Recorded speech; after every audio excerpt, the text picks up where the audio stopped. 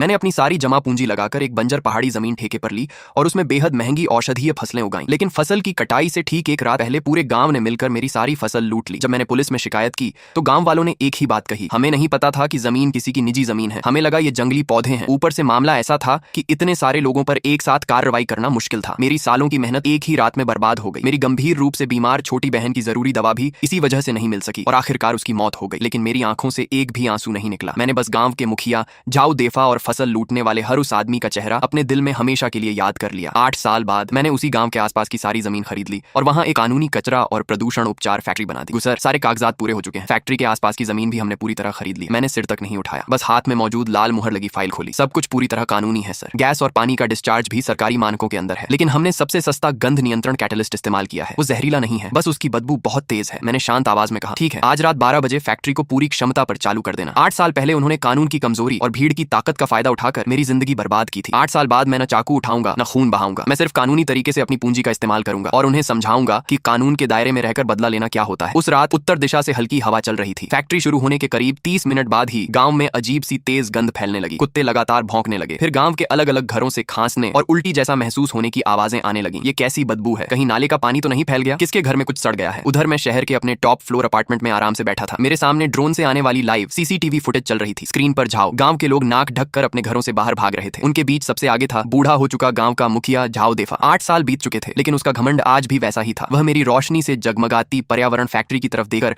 लगातार चिल्ला रहा था। मैंने रेड वाइन का गिलास उठाया और स्क्रीन पर उसकी तरफ देखकर हल्की मुस्कान दी। इतनी जल्दी क्यों घबरा रहे हो बूढ़े? ये तो अभी सिर्फ शुरुआत है। तेज बदबू और लगातार चलने वाली मशीनों की आवाज सिर्फ 3 रातों तक चली, लेकिन 3 दिनों में पूरा गांव परेशान हो चुका था। चौथे दिन सुबह मैं फैक्ट्री की ऊपरी मंजिल पर बने कांच के ऑफिस में बैठा कॉफी पी रहा था। नीचे फैक्ट्री के गेट के बाहर 100 से ज्यादा लोग जमा थे। सबसे आगे वही बूढ़ा मुखिया झाऊ देफा था। 8 साल में उसके बाल लगभग सफेद हो चुके थे, लेकिन हाथ में आज भी वही पुरानी तंबाकू की पाइप थी जिससे उसने कभी मुझे पीटा था। उसके पीछे गांव के कई जवान लड़के और महिलाएं थीं। किसी के हाथ में डंडा था तो किसी के हाथ में फावड़ा। साथ में एक बड़ा बैनर था, काली कमाई वाली फैक्ट्री बंद करो, मानसिक परेशानी का मुआवजा दो। मुझे यह देखकर हंसी आ गई। जिस गांव ने 8 साल पहले मेरी मेहनत लूटकर मेरी बहन की जान जाने की वजह बनाई थी, आज वही लोग मुझसे मुआवजा मांग रहे थे। तभी मेरी सहायक लिनवान ने कहा, सर वे गेट के पास पहुंच चुके हैं। मैंने नीचे सीसीटीवी स्क्रीन की तरफ देखा और ठंडी मुस्कान के साथ कहा, गेट थोड़ा खोल दो, कुछ लोगों को अंदर आने दो, लेकिन सिक्योरिटी टीम को कोई हाथ नहीं उठाना है। समझ गया सर। गेट खुलते ही झाऊ देफा को लगा कि फैक्ट्री वाले डर गए हैं। वह तुरंत अपने लोगों के साथ अंदर घुस आया। पीछे कुछ जवान लड़के गाली गलौज करते हुए डंडे लहरा रहे थे। एक ने गेट के पास लगे शीशे पर डंडा मारकर उसे तोड़ दिया। झाऊ देफा चिल्लाया, सब तोड़ दो, इस बदबूदार फैक्ट्री की वजह से हमारे गांव की फसल बर्बाद हो रही है। आज अगर हमें 80-90 लाख का मुआवजा नहीं मिला तो हम पूरी फैक्ट्री उखाड़ देंगे। फिर उसने सिक्योरिटी गार्ड की तरफ इशारा करते हुए कहा, हमारे लोग ज्यादा हैं, कानून भीड़ के सामने कुछ नहीं कर सकता।